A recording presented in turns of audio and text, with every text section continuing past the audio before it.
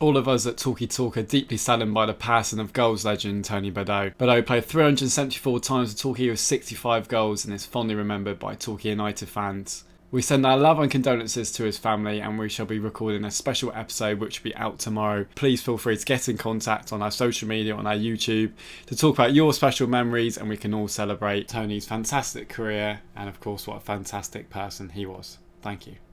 Here's Hargreaves, chance for Torquay!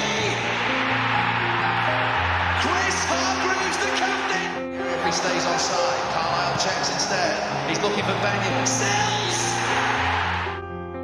Hello and welcome to this week's Gull'S Eye View. I'm joined by Clive and I'm joined by Tom. We've got two very big performances from Torquay to talk about. A 2-0 win against Eastbourne on Saturday and a hard-fought 2-2 draw at Worthing last night, as well as Clive's terrible train journey back from Worthing today.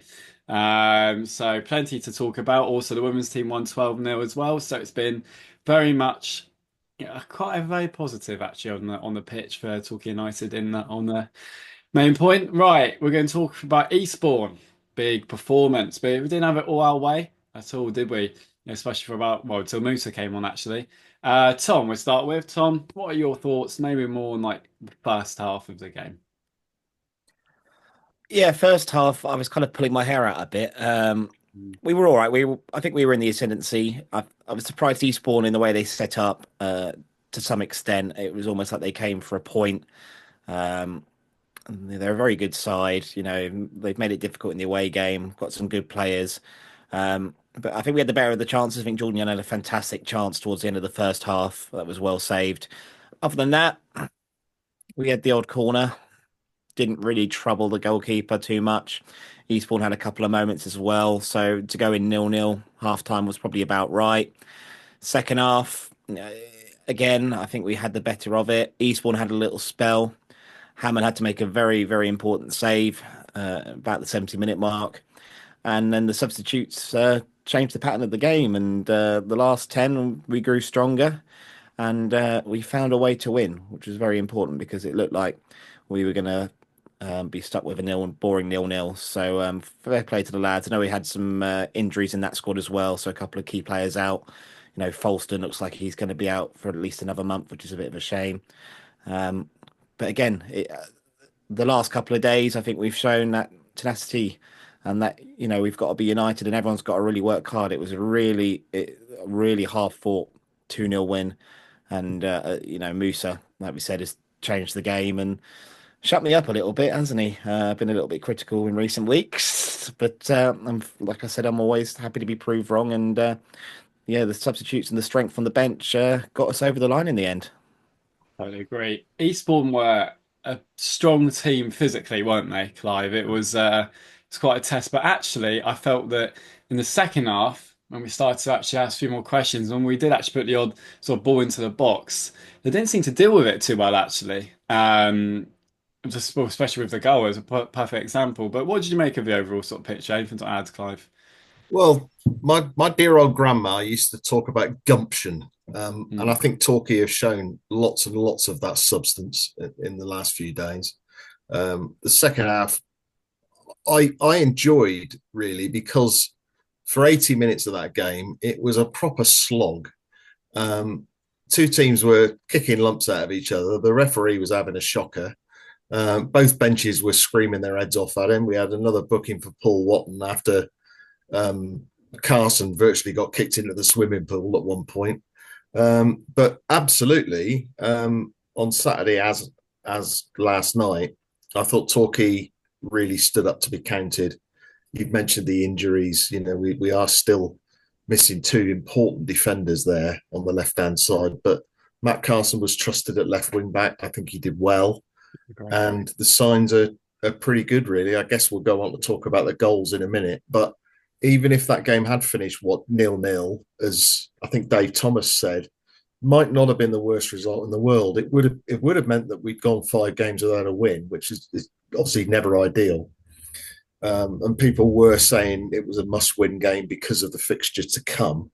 But actually, to not lose, I think, on Saturday was the most important thing. To get 2 goals in the last 10 minutes was dream time, wasn't it? Fantastic.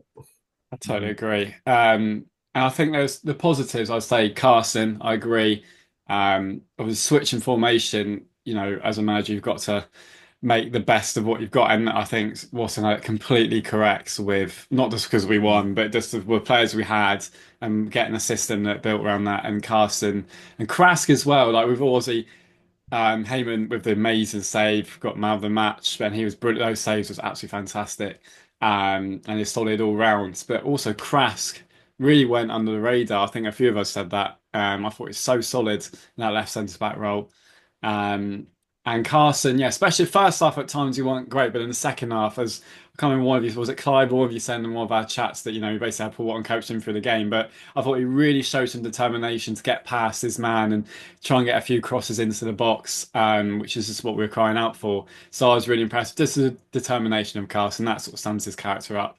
Um, because it's been a bit of a learning curve, you could say, the last month of his Torquay career, maybe. But that's how these players get born and into the professional game. So I thought it really showed what sort of character and a player he is. Mhm. It's a long way to go, but I was delighted for him.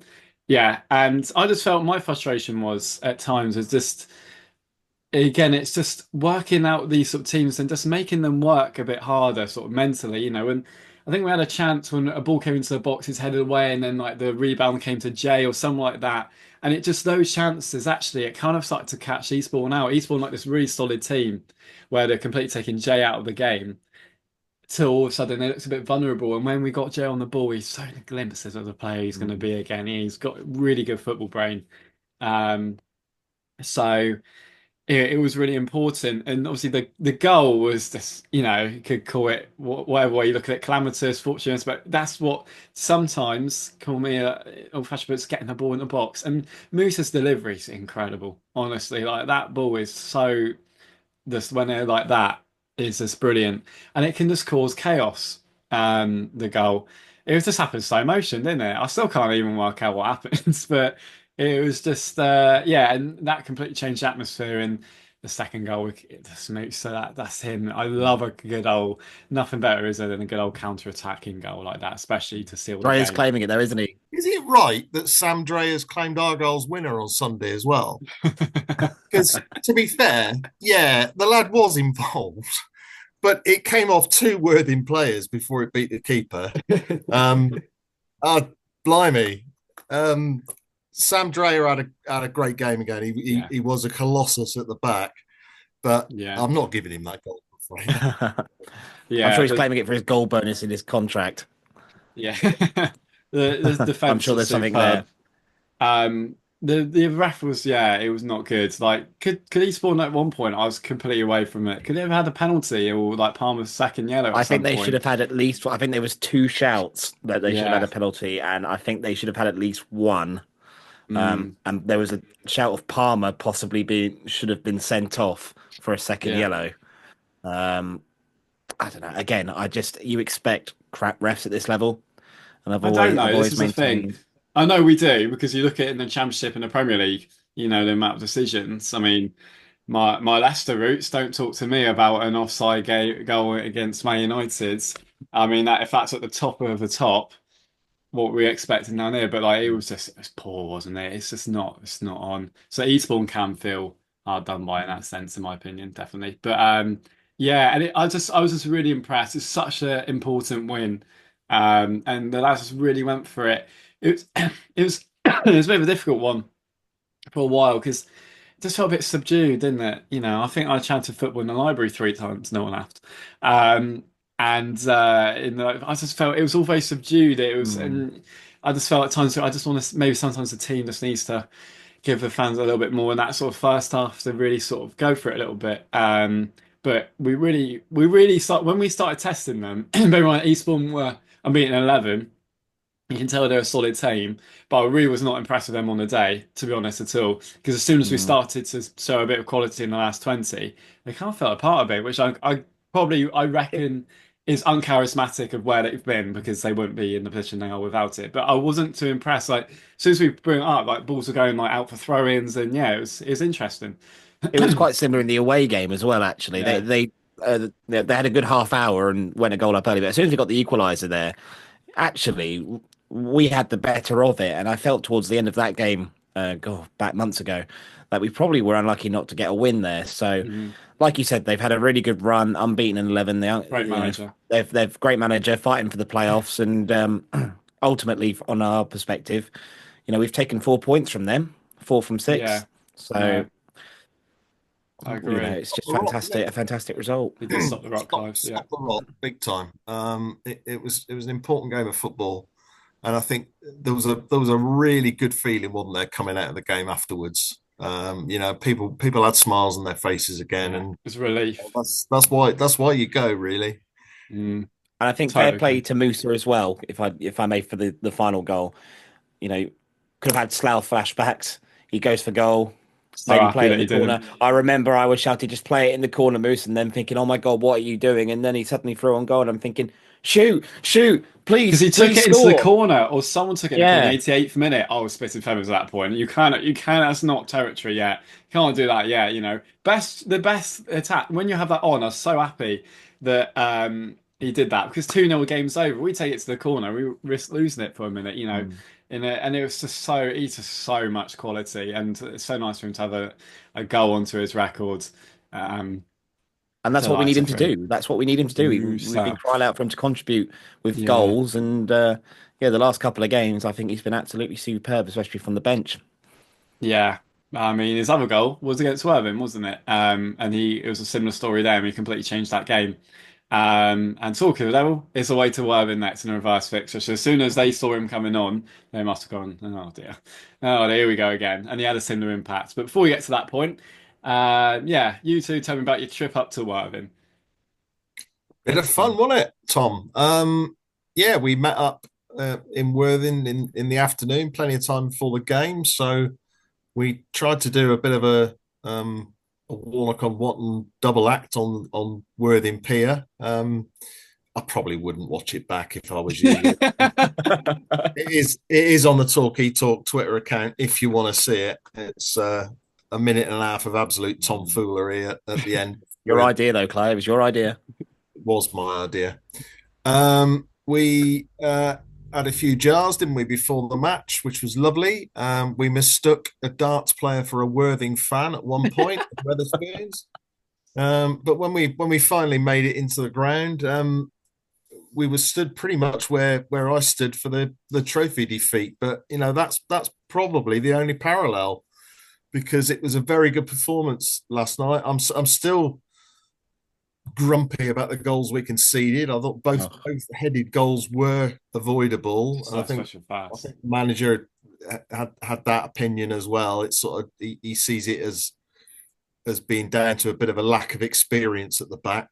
But we really overcame it well last night. We kept battling away, we kept passing the ball, and we got our due desserts in the end, mm. Tom, didn't we?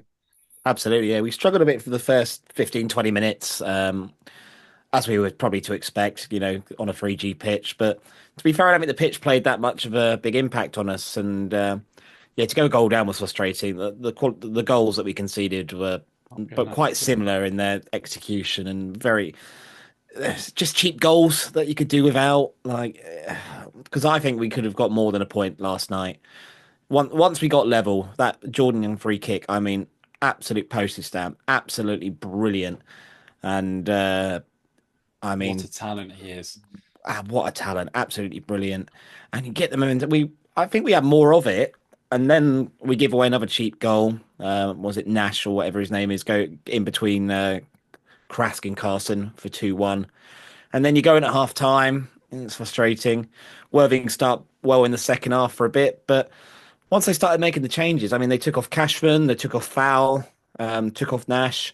So as soon as that happened, I was like, okay, that's good. I feel like we got a chance here, and we just kept plugging away. We created chances, put some balls into the box, didn't quite get on the end of them, and again, So I can think I this. hold you up there? Can I say this is still the thing though, isn't it? With just getting on the end of crosses. Like if you look at Worthing's second goal, and obviously I know the first goal was a corner, and then you think of that Musa chance when he's beat two players amazingly. He's put the best ball on the floor and it's evaded everyone. How many times have we seen that recently? Again, that's still a frustration for me. I know We it's had it like with Matt basics. Carson in the first half as well. He Yeah, it Mm. just beautiful ball across the 6 yard line, didn't he? Yeah, Yeah. just Yeah, and you think that's so many goals we're wasting now. We're getting it in the right positions, but just need to get on the end of it. Sorry, Tom, carry on. No, that's quite all right. And yeah, again, I think you could say the subs kind of changed the game. I mean, we had a look at the bench. I mean, you got Jay on the bench, Musa on the bench. I mean, we were strong in numbers last night on the bench. So to have that attacking option and Mm. once that 5 minutes of madness, I mean, their red card, I mean, it didn't look pretty live. And I've had a look on the replay and it's not a clever challenge. I think it's a clear red. Um, and then obviously 5 minutes later, Dre gets sent off. Um, Clive and I had a bit of a disagreement on whether we thought it was a red card or not. So I I thought it think it was at the time. I sorry, I thought at the time I was like, "What are you doing? That's clumsy." But well then from I look at from what it, I saw, it looked like the Worthing player. I think it was mm, quite a clever bit of play from the very Worthing player. clever, I very think he's clever. grabbed Yeah, onto Drea. Drea's gone over, but in that impact, he's kind of grabbed on and dragged him yeah, down. yeah, And unfortunately, though, the referee was eager to level the playing field and make it yeah. 10v10. Um, how can you Clive, say that, Tom? Referees don't even it up. They view every decision on its merits, and uh, they've got as much gumption as the day is long. I don't know where you're coming from. I thought I thought he was last man. He did all him down. I think if that had Yeah. been done to Cody Cook, we'd have been screaming for a red, Yeah, no, we would. which What might would you lead us on advise to the Drea next there, bit. though? Not that we're professional football coaches, but what would you advise Drea? Like, in my opinion, it's just like, right, you get him, just let him go, and then if you're not touching him and you both fall down, you're like, well, he's taking me with you. But the problem is, as soon as you put a mm, hand on there, it just looks a certain way. He's been framed basically. He's been very smart, and he's not getting that yeah. ball either.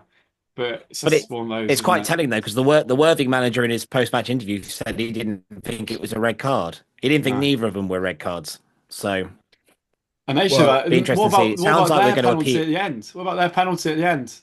Is I, this I don't no? understand that that isn't a red card. Yeah, I there's no don't attempt to don't play the say ball. Cody Cook. So let's take it back a little bit. Dan Hayfield hits an absolute specky of a through ball Was from it his wide on ball? the right. I've been wanting to know. That is Mm, brilliant. What a ball that was. Dan Hayfield, yeah. Incredible ball. He takes out the Worthing defence and Cookie's clear on goal. Now I'm not saying that Cody Cook is going to slot that because he's not the greatest finisher in the division, but he's wise and he's sensible, and he made sure that he was between the player and the ball. And the only thing the player could do if he wasn't going to let him go was haul him down. That's exactly what he did. He made no effort to play the ball whatsoever. He's last man.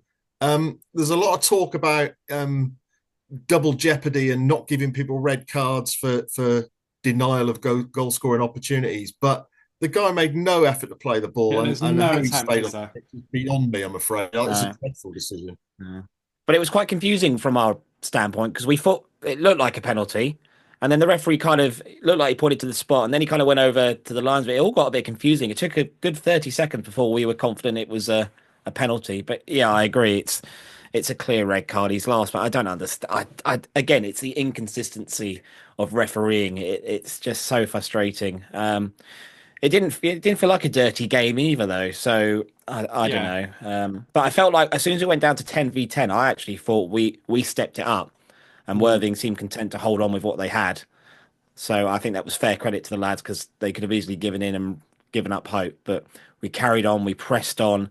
You know, this is another Worthing team that haven't lost for a long time, and they are the form team in the division. So that is a huge point for us. And I know there's a frustration that maybe we could have got 3 points, but I think most of us would have taken a point before, we even got to Worthing. So I'll certainly take that. And hopefully that'll give them something to think about if we do cross paths again, towards the end of the season in It, the playoffs, if it happens. it was an interesting game of football, wasn't it? Especially in that second half. It was really felt like two teams quite similar, both trying to play like the way of football. It was kind of like a bit like pinball a lot of the second half. It just wasn't really working for both teams. I don't think at a stage I was thinking, I think it was about 2-1. It's 2-1 to Worthing before we stepped it up. I was like, I don't think either team are particularly happy with how they played. I always come away from when Worthing players at Playmore, so they're brilliant. You know, it's the inside joke really with you talking about Worthing, the best team seen at Playmore from like the year before. But like I know that's down to Torquay. I thought we played quite well and kept the ball away from them a lot. But I don't think Worthing had the greatest night last night. Mm. It just both teams can get off, and I thought we really showed what we were about at times. But it's just the final third and making those like clear cut chances and working the keeper. But that ball by Dan Hayfield, we said it a few times. That's one thing we just haven't done barely at all, and a lot of it is kind of like the tactic of being patient, and it allows the team to basically low block us, get people behind the ball, and then we have to pass our way through. But it's so nice to see that we've had the goal. I know it's 1-0 counter attack, Musa's goal, where it's just been getting behind the team, getting in behind. And, you can do it. The shows when you time it. That ball by Dan Hayfield, amazing. And the run by Cody Cook, fantastic. You don't have to be the quickest player, you just have to be smart. And that's Well, what I want to see. We haven't done that enough this season and getting behind teams like that. And that's what I want to see us do more. Those balls are like when you just pass and you find that one there. I think Um, huge credit for doing it that late in the game as well, yeah, because Mm. we were in injury time, but they really kept going. And Cody Cook, if there's any justice, he's going to be knackered after 92 minutes. So he did yeah. really well to make that ground, didn't he? And he scored a But penalty as well. So we were we were Just we were lucky enough after just the game to have a quick chat with the manager, and he said a couple of things that really interested me. First thing was that Hayfield and Jay were plenty fit enough to start, but he actually chose to hold them back. He thought that we could come on strong at the end of the game, yeah, and that's exactly what happened with that. And the other thing was he was disappointed not to get 3 points. yeah. I Mhm. Personally, I think a point was a great result, and I don't think we deserve to win the game. Really, I think a draw was a fair reflection, but just to hear that sort of attitude, very very encouraging, really. I know Yeah. we've got, yeah, I totally agree. I know we've got a bit of a problem at the back right now with players out, but that just shows what a great, first of all, how well we've been backed by the board, but second of all, what a greatly assembled squad that we can go into a game and have the quality of Hayfield, Jay, and Musa on the bench. And that's sort of what a great squad does at this time of the season. We have those options in different places of the park. God, remember last season, Clive, when it was Marshall and all that lot, like to come off the It's this thing bench. everyone's worried about. We might have to play a back three centre backs of Crass, Moxie, and Palmer for a game when Andrea's suspension kicks in, not this one, the week after, the game after.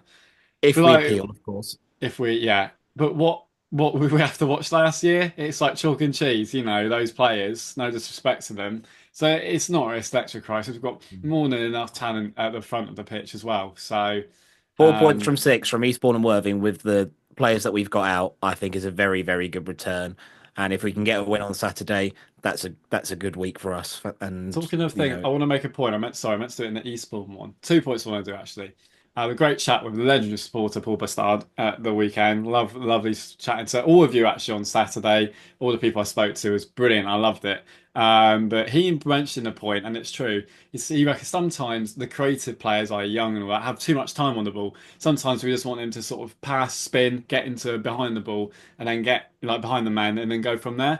Rather than sometimes when they're getting the ball and they're holding that, I'm looking for an option. Maybe that opportunity's gone. So it's almost like you want to see your creative players less on the ball and actually just having that sort of impact where they are in that final third and we are being a bit quicker transitioning. So that was a point I meant to make about 10 minutes ago. But it is true, actually. And I think that's what we did well last night, actually, where it was a little bit quicker in that final third when it was working. There were some lovely moves, actually, really nice ideas. My philosophy in football is not to be on the ball for too long. I get when the centre backs have it, but just pass, move. Even if you're not getting those places, pass and move, and then keep having players finding the space, and then it's like a jigsaw kind of thing. So I really like that last night. I know Mm. you can't do that for 90 minutes, but still. And second of all, going back, Jordan Young, incredible. Is he in the running now for? I know he joined midway through for Player of the Season. Do you reckon at this point? He's got to be a contender. Yeah, I think Dreyer wins it, but yeah, Mm. absolutely in the mix. And if he yeah, if he fires us to promotion, yeah. yeah, you can Yeah. have the trophy. Absolutely. Yeah. Just keeping him No. fit because he went off, didn't he, early in the second half? Can I just go back to Paulie B? Yeah. He pulled my pants down last night, did Paul, big time. I was gloomy at halftime. We'd obviously conceded the 2 goals. He I wasn't was having gloomy any. after. He Yeah, no, told you had that on me at the weekend. I was gloomy he after told against me Eastbourne. that Torquay were doing really well. He said to me we were high pressing brilliantly, and it was all going to be fine. Sorry, Paul, you were right. Well done, Yeah, sir. no, he said that to me Be more half like time. I Paulie was B. like, that wasn't great, was it? I was like, I'm really frustrated by that. He's like, no, I'm really impressed actually. We've been really solid against, how solid we've been, and it's a really solid Eastbourne team. We're doing really well. And then I saw him at full time. I was like, yeah, no, fair enough. You know what you're talking about. And it's the same talky home cycle all the time. You sit there for 70 minutes Yeah.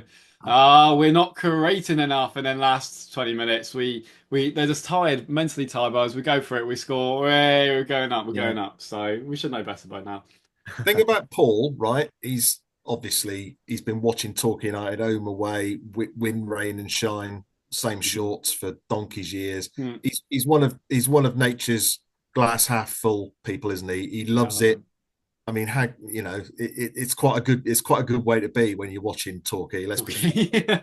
Yeah. He's got decades of experience, and we met another guy who had decades of experience last night, Tom, didn't we? After the game, Oh yes. Yep. there's an old boy. There's an old boy who looked to be comfortably in his 70s, wearing an FA coat with a clipboard, and there's only one thing he could be in it. He was a referee's assessor. So as he was wandering off, I just said to him, "Excuse me, would you mind just talking me through what you thought of the red cards?"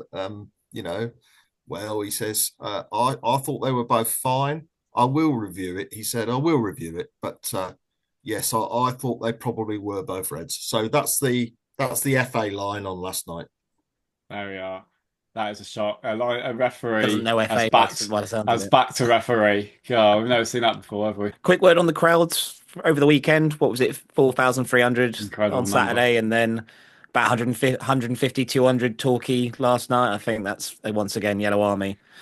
It's my part of the show where I praise the Yellow Army. I think absolutely brilliant once again. Incredible. Great to see the away terrace full again with the community day. That's going to continue going forward. Yeah, brilliant effort once again by the Yellow Army, and kudos to you. And glad your long journeys home last night or this morning today were a lot better with the last minute equaliser and to take a point back to Devon. I only had to go 7 miles, so I was fine. I watched it on stream. I did feel a bit sorry for players and directors having to jump on that coach at about 10:30 last night. It was a long way. I stayed over. Away support again, Eastbourne. They did bring a coach. I think. I don't think it was full, but the recorded Eastbourne attendance was 69. I mean, obviously you can look at that either way up, can't you? Not a bad effort really. And they did make a little bit of noise, so well done, Eastbourne. Brilliant. And yeah, and then how was your journey back, Clive? Stress Oh, free? today, I had a bit of fun today. I came back on the train. Luckily, I mean, there wasn't a huge amount of time pressure, or I thought there wasn't anyway. Got all the way to Axminster, funnily enough, before it all went wrong. Signals all blew up apparently, and long story short, there was about 20 of us stuck at Axminster for about 2 hours, waiting for taxis that never arrived. But ultimately, they did arrive, and it's lovely to be back in the bay. Yeah. Hornchurch. What do we reckon? I'll have a go. Oh, it feels like such a sort of home wind, doesn't it? We've come through the fire of Maidstone, Eastbourne, and Worthing last night, and it's dear little Hornchurch, isn't it? But of course, we did lose up there. And they beat I'm Boreham gonna, Wood last night. I'm gonna nail my colours to the mast. I think we will win 1-0. I'll go 2-0 Torquay. It'll be a bit of a tough game, but I'm going 2-0. Oh, pressure's on now because I'm top of the prediction league for the first time ever. I think it'll be a 3-1 goals win. If you are a community share investor, if you can possibly get along to Boots and Laces either before or after the game, on Saturday, you can pick up your envelope with your share certificate, your letter, and your badges. Nice. It'll save the trust a bit of postage, and it'll be lovely to see you because myself and Rob Burkett will be on duty after the game. So come and say hello, I will. please. After my BBC duties, will you still be there at I can be 5:30? there for you, mate. Yeah. Nice. Thank you. Back on the waves, I am. Can't wait. Yeah, thank you for watching. And of course, this will be a two-part because tomorrow we'll be recording Tony Baw tribute. We're going to do a big Kelly's Corner. We've seen so many lovely comments. I've seen a lovely one from Helen Chamberlain tonight as well. So reply to that, reply to Talkie Talk, send them all through, and we'll read them all out, and we'll go from there. So thank you so much for watching, and we'll see you in the next episode. Here's Hargreaves, chance for Torquay. Chris Hargreaves, the captain. He stays onside. Carlisle checks instead. He's looking for Benyon. Sells.